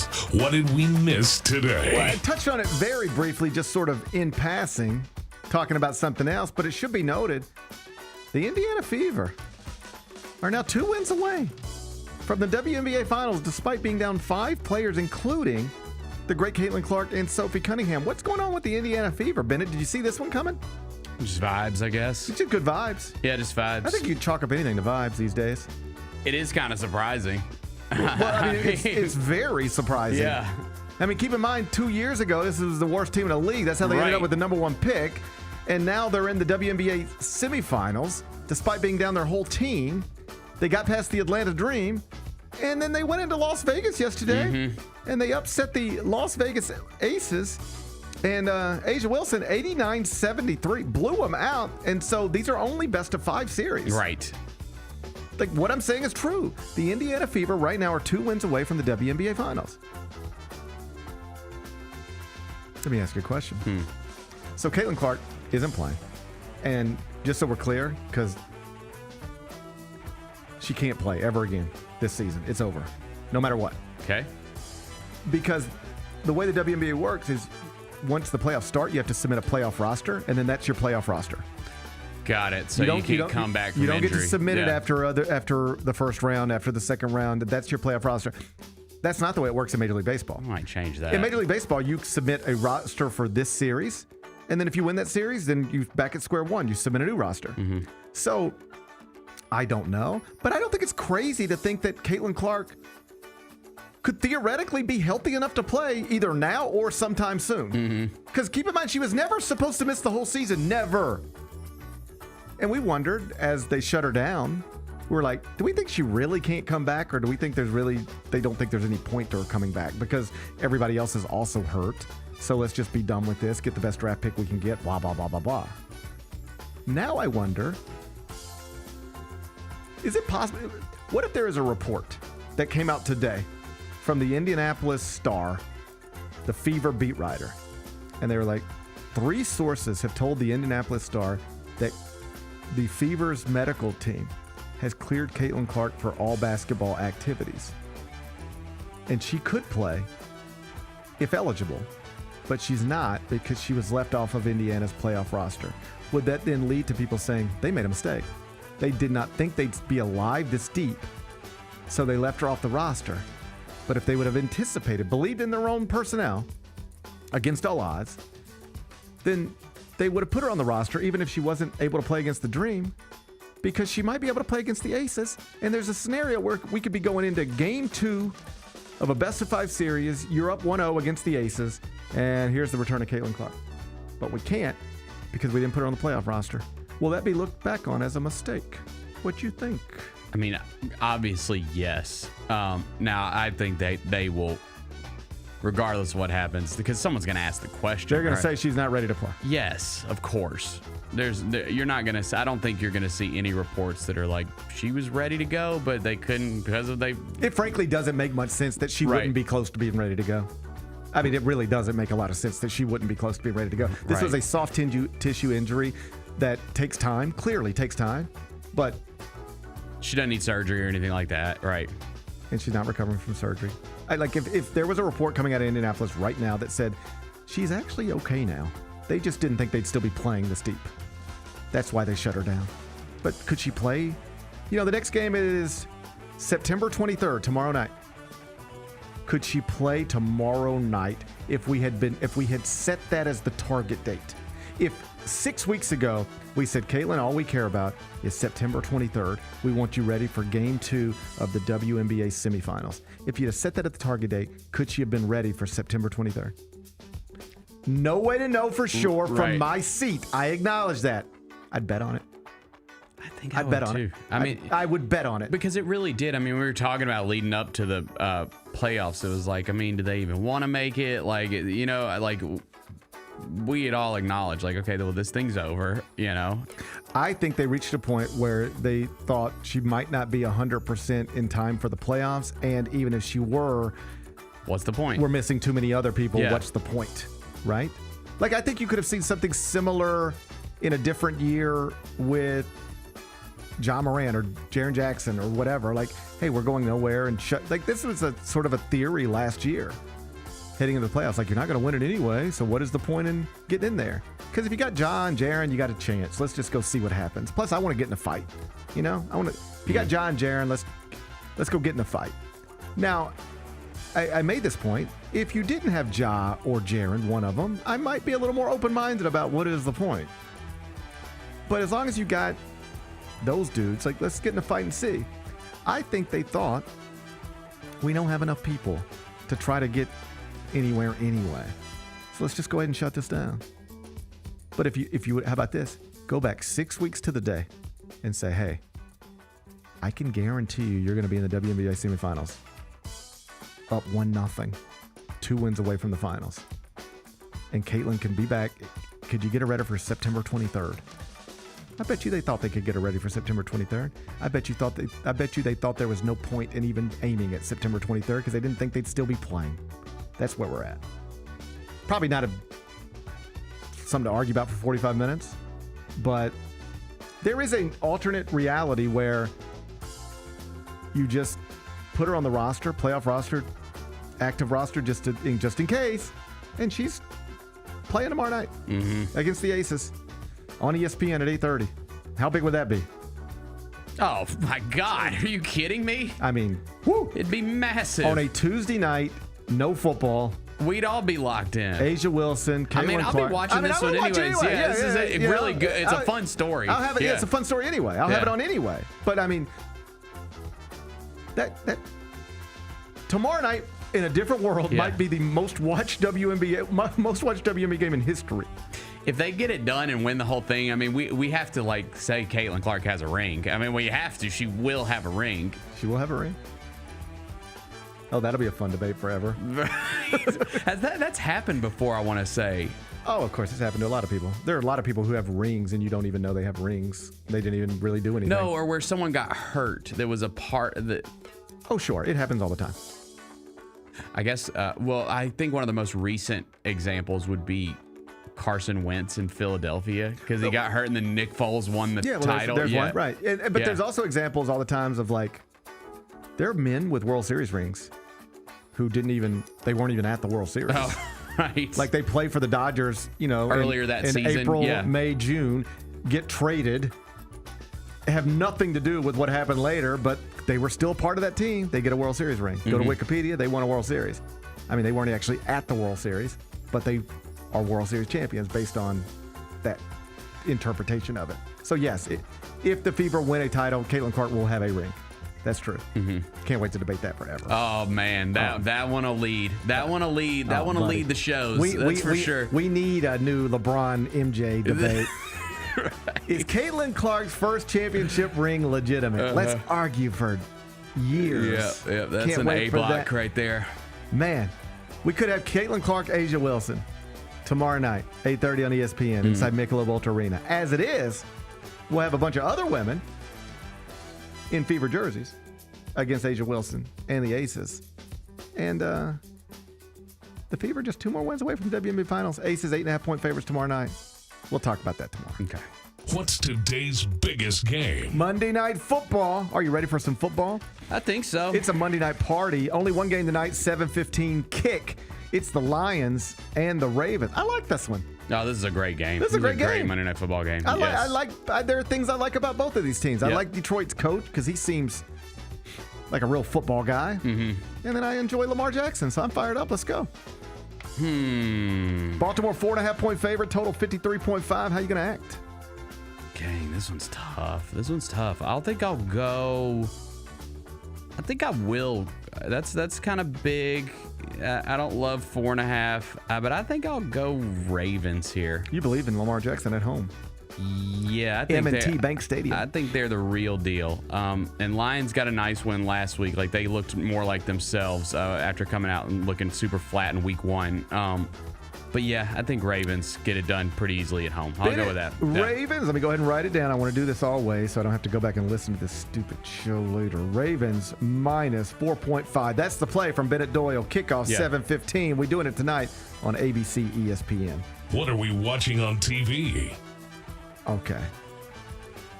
To answer the question directly, we're going to say Raw on Netflix, but I don't really want to talk about Raw on Netflix. I want to talk about WrestlePalooza. Yeah. Disaster. It was just boring. Boring once I got to it, but disaster trying to get to it. They did not do this right or make it easy. No, I completely agree with you on that. I am a 48-year-old wrestling fan with disposable income. I'm your guy. I'm your guy. And you made it so hard for me to watch your stupid wrestling show on Saturday that I almost gave up. I'm your guy, and you made it too difficult for me. So can you explain your process? Yes, I can explain my process. First off, I'm just trying to see, do I have this or not? Yeah. I still don't know. I talk about this stuff for a living and still don't know if I have access to WrestlePalooza on Saturday night. I got a DirecTV bill that I'll put up against anybody's DirecTV bill. All right? I got all the other subscriptions. I still don't know as of Saturday afternoon whether I got it. I'm doing all the Google searches. It feels like I don't know that they intentionally kept it away from you, but they didn't make it easy for you to find out whether you got this or not. I've got ESPN through DirecTV. I had ESPN Plus through the Disney Hulu bundle. All right? To answer the question, I do not have ESPN Unlimited, even though I spend way too much money on this type of stuff every month. As of Saturday afternoon, I don't have ESPN Unlimited. I said, fine, whatever. I'll just upgrade. I'm sure there's just an upgrade. I'm already giving you my money. You've already got my credit card on file. The way this should have worked is I should have gone to... I don't even work in this part of the world, and I can tell you how this should have gone. Let me tell you exactly how this should have gone. I should have turned on my ESPN app, and it should have had John Cena and Brock Lesnar up there, just like it did. Yep. And it should have said, watch live. Yes. And I would have said, boom, click that. And then it should have said... Enter your TV. It should have said, you are not a subscriber to ESPN Unlimited. Only ESPN Unlimited subscribers can watch WrestlePalooza. Would you like to upgrade your subscription? Show me what price I'm paying now. Show me what price I'll be paying if I upgrade. And then give me a button that says upgrade. You know what I'm going to do every time? Hit that button. And then it should say, congratulations. Thank you for your purchase. Your screen should reset now. And then it should reset. Now I'm watching WrestlePalooza. What actually happened is all that. And then it said watch live. I hit watch live and it said only special subscription or something like this. Only special subscriptions have access to WrestlePalooza. Cool. Now what? I'm just stuck there. That's like the end of this road. Okay, now what? Tell me what? There's a learn more button. Learn more. I just want to buy this. So then I log out, put back in my email address. They say, put in your password, do that. I'm like, just let me upgrade. Can't upgrade. Do you know what I actually had to do to get this? And I don't know if I had to do every bit of this, but this is what I did. I canceled my ESPN Plus, Disney Plus, Hulu bundle. Yeah. Canceled it. Then had to go back in to try to, this seemed easy. I'll cancel my order that I have and order something new that I want. Think of it you're at a fast food joint. Hey, I ordered a hamburger. I just decided I'd rather have a chicken sandwich. So I would like to cancel my hamburger order, and then when I'm done with that, order a chicken sandwich. That's what I thought I was doing. Cancel, go back in, put in your email address. See, put in my email address. You know what it says? We already have this email address on file. So I can't get WrestlePalooza unless I get a new email address. So I had to go in and use my CBS address to even, it just was way too much trouble.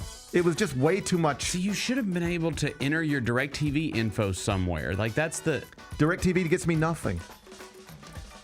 But they said that if you had DirecTV and an ESPN subscription... They did say that, didn't they? Yeah. Or at least they led us to believe that. Right. It's a little more specific.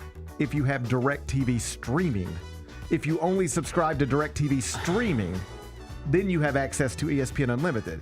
But if you subscribe to ESPN proper, DirecTV proper... Right, just like the cable package. You get the dish on your house. Right. No, you don't get it. But I didn't know that until Saturday afternoon. And then I was like, I wasn't somebody who jumped on Twitter and was like, this is bullshit. Right. You know what I said? Okay, fine, whatever. How do I do it? I just want to do it. I don't want to spend an hour trying to do it. I just want to go click, click, click. There's Brock Lesnar. Yeah, you know what they should... I had to cancel an entire thing, grab an entire new email address, and subscribe through that new email address just so I could watch grown men fake beat up on each other. It was stupid. I felt like an idiot. So, been there. So I gotta because I have Xfinity and they haven't worked out a deal with them. I don't get it through Xfinity. So I upgraded my Disney Plus bundle, right? Like what you ended up doing. Isn't that what you ended up doing? At the end of it, you ended up upgrading your Disney Plus bundle. That's what you. There's no option to do that. That's what I'm trying to tell you. Yeah. That should have. The first thing I should have been able to do is upgrade my bundle. So it walks. No, it gave me no option. Literally no option to do that. Okay, this is where they messed up because they sent out like some instruction email on how to do this when they first launched, right? When they first launched the thing, they were like, here's how you do it. And it was a detailed thing. If you have this, then do this. If you have this, then do this. They should have been sending those messages out like crazy. I don't think they wanted people to know. Really? You think? I think if they said most of you are going to have to subscribe to something at $30 a month to watch WrestlePalooza, if they'd have just been upfront with that, like that's the announcement. Yeah. Hey, we are announcing today that we are moving to ESPN, and here's the truth, guys. We're really excited. It's going to be great. Here's the truth, though. Most of you are going to have to pay an extra $30 a month to watch this. I think it would have been received incredibly negatively. So they talked around it, and they weren't. I think you're right. They weren't in your face with it, and then it hit everybody in the face on Saturday, and people were like, what is going on? Yep. And I think they're like, not to give WWE advice on what to do, but they're really pushing it to a place where grabbing every dollar you can grab can have a negative impact on your business. Mm-hmm. And I've seen complaints about this in various circles. Apparently ticket pricing now is just insane. Like if you are a wrestling fan and you want to take your family of four to, an event and get good seats, you better have a great job. Yep. They priced a lot of fans out of it. Yep. You look at like WrestleMania prices and it's like normal people. Oh, I couldn't go. Normal people can't go. Not right now. Normal people can't go. No, right? it's insane. Right. It's like the Super Bowl. Yes. Yeah. Yes. It is actually like the Super Bowl. Yeah. Okay. So I've heard wrestling fans like the diehards be like, yo, man, I've been with you from the beginning. And you have now put this in a place where I can't take my family. I can never go again. Mm-hmm. That's where you put this place. All right. So you get that complaint. Then they announced they're taking WrestleMania, Saudi Arabia. Wrestling fans don't want WrestleMania in Saudi Arabia. They want it in Las Vegas or New Orleans or Chicago or wherever. I don't even think the wrestlers want to be in Saudi Arabia. It certainly didn't look like it when they were announcing it. But why are you there? Money, obviously, right? Of course. Right. And then now this. So here's three things where you are really pushing your fans with money.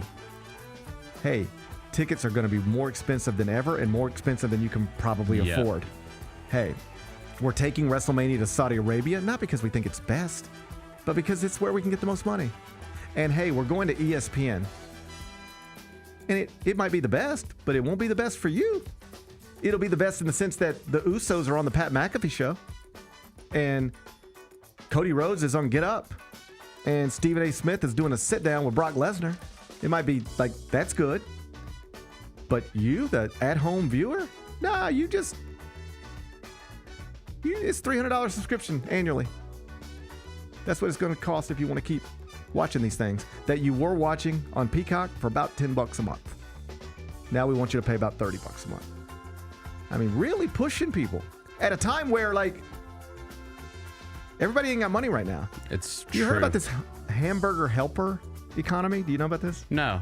This is interesting to me. I heard this morning. I was listening to a podcast about the state of the economy, and they said a real indicator of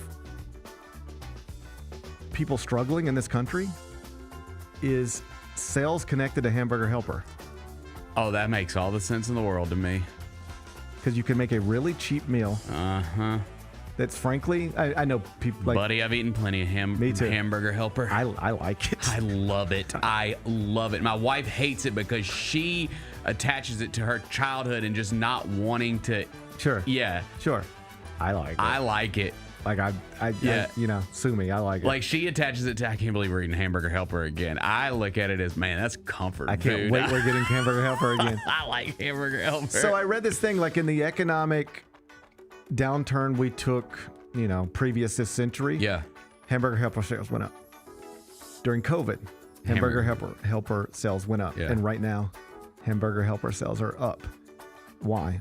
This is the point the person was making. When you see hamburger helper, I don't know why I'm struggling to say that. Hamburger helper sales. It's a tough name. When you see them go up, it's an indication that people are cutting back. They're pulling back on things. Like I have noticed, like I'm more fortunate than most, but I've noticed like the prices are crazy out there. Crazy. Like just driving through to like, hey boys, well, you want to pick up something on the way home? Like we'll go the grocery store is the biggest indicator, like of how crazy it's gotten. Like the prices at the grocery store, dude. I used to be able to go and buy like weeks worth of groceries for $100. That ain't even. So that's a couple days. The way we do our groceries typically, because I don't want to say we're too busy, but it's just, I think, a convenience thing. Kelly just jumps on her phone and like does a Kroger pickup order or a Kroger delivery order. We have our groceries delivered out of convenience, right? And I got nothing to do with it. I don't ever see it, nothing. But I do get the email that says, hey, your Kroger order is going to be delivered at this time. And she did maybe at some point in the past week, like a $300 and something Kroger order. All right. And I only saw the total. That's all I saw. And then I just forgot about it. Email came in, I hit delete, go back to doing whatever I'm doing. And at some point I was like, I was in my home and I couldn't tell whether the groceries had been delivered yet or not when looking at my fridge and my cabinet, my pantry. Yeah. Come to find out, $300 worth of groceries had been inserted into my home, but you couldn't really see it. Right. It looked like nothing had really changed. And like the other day, we're leaving school, and like I asked the boys, like, "Hey, you guys hungry?" And Oliver was like, "Yeah, can we go buy? I'd like a smoothie. Can we go grab a smoothie?" So we go buy Smoothie King. We got 3 smoothies. We're $30-something in for 3 smoothies. Yeah, dude. It's crazy. Like, so. No, that would like you like I remember like even like in high school and stuff like that. Like you're or not maybe like middle school. So before I had like part-time jobs, and your parents might you earn an allowance. Then like your parents would give you a $20 bill for the weekend, and it was like. Okay, I could work with this. I think about this sometimes. Yeah, not possible. What I would consider to be my first date, like I picked a girl up at her house and took her to a restaurant and then took her back home. That whole experience, my first date. Do you remember about it? That my dad handed me a $20 bill, and that covered the whole thing. Yeah, we went to like Applebee's or something like that, and like sat down and had a meal and tipped, and the $20 bill cash covered the whole thing. Buddy, I couldn't take somebody to McDonald's right now for $20. No, probably not. So back to wrestling. Yeah. At a time where you got to be careful. Yeah. Hamburger helper sales are spiking because that's an indicator that people are pulling back with their money. When obviously prices are crazy on all sorts of goods in this country, particularly food. Here's WWE like just pushing for every penny they can get. And I really do think like on Saturday, I can't imagine how many people just said, I'm not doing this. This is crazy. I'm not doing this. Like on principle, I'm just not going to give you my $30. I did it because I'm like, I was sitting at home. I didn't have nothing else to do. I was bored. But there was a part of me that was like, this is messed up. A, I felt like I was misled. And B, you're making it that's the biggest thing. You're making it way too difficult for me to watch this. Way too difficult. It should have been click. Do you want to watch this? Yes. You need to upgrade. Okay. Confirm your upgrade. Sure. There's John Cena. It should have been that. I'm not exaggerating. I probably spent an hour working on this. That's crazy. And it got to the point where I had to cancel an account, then create a new account with a brand new email address. It took all of that, jumping through, everything. And the show was all right. And it was the show was fine. Okay. Anyway, Raw is back on Netflix tonight. Okay, I know where to find that. That's easy. I have that. That's going to be so easy. Yeah. 6 o'clock, you just click, and boom, you're there. Yep. Raw on Netflix, special 6 o'clock start. This is one of those where they're trying to get out of the window of Monday Night Football. 7:15 Monday Night Football. So you get an hour 15 of Raw done, about, roughly half-ish done before football even kicks off. I'll probably turn it on. I'm in. Yeah, I'll watch. Why not? What's the best thing we've read? Okay. I've been on their ass over at CBS Sports about their 1 through 136 rankings. Yeah. They've been wildly disrespectful to the University of Memphis. Yes, I'm glad we're bringing this up. I am too. 136 schools playing the level of college football that your Tigers are playing. Mm-hmm. And Memphis had been, went to Georgia State and won, dropped 8 spots. What? After last week, went to Troy, dominated. Yep. 3-0. They were 57th in the country. Now I try to stay in my own lane. Mm-hmm. But you're close to this. I try to stay in my own lane. You got boots on the ground here. But nobody has, in the history of CBS Sports, ranked things as much as I've ranked things. Like in the history of CBS Sports. Right. Jim Nantz has his place, and I have mine. Jim Nantz has been the voice and face of CBS Sports for most major events of our lifetime. Mm-hmm. And I just rank basketball too. I got it. All right, but we all got our place. That's right.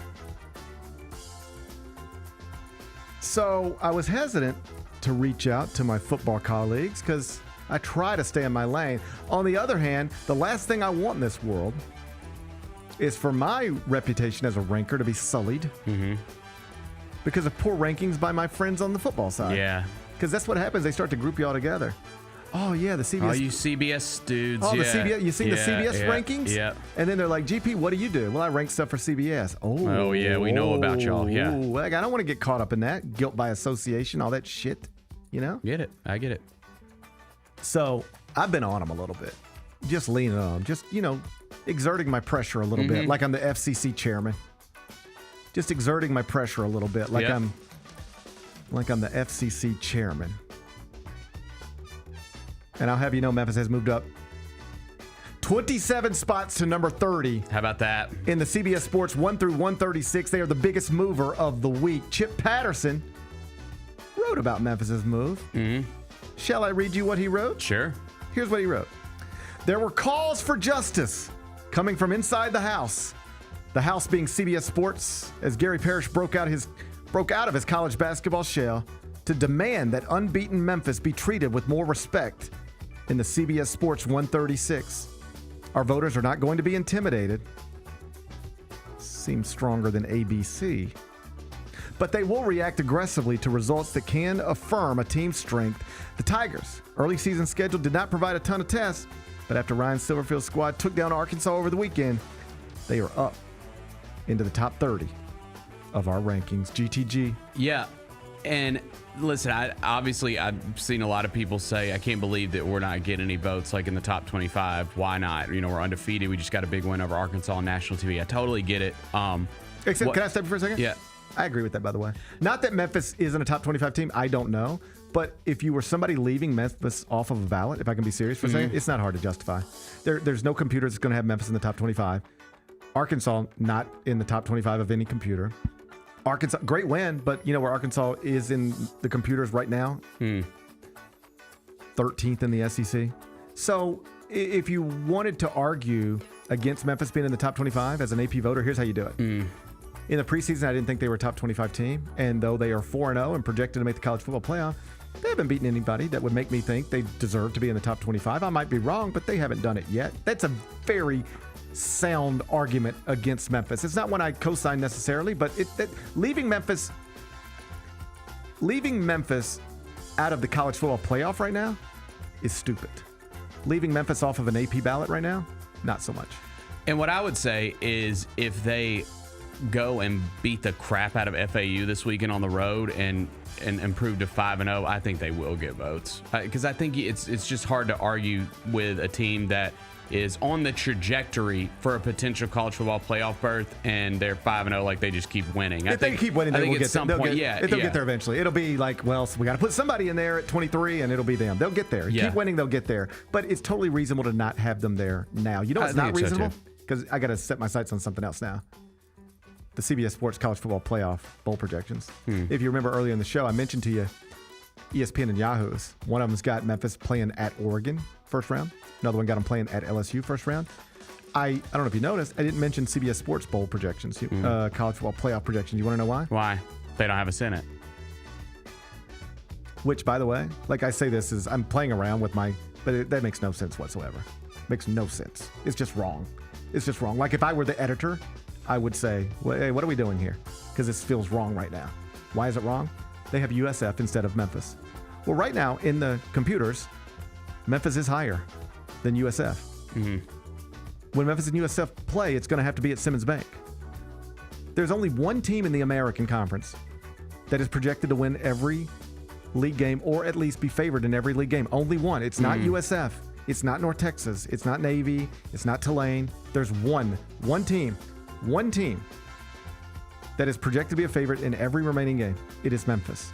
Memphis is projected in the computers to win the American right now based off of what I just told you. Highest rated American team and projected as a favorite in every American game. There is no logical argument to have anybody projected right now representing the group of 5 in the college football playoff other than Memphis. It's just wrong. And yet CBS Sports does have USF there. It's just wrong. Like I might tell me what I should do, Bennett. Guide me. On one hand, when people send me notes about rankings, I go, I can't believe you got nothing better to do than to send me notes about rankings. What a nerd. On the other hand, I don't think I'm wrong.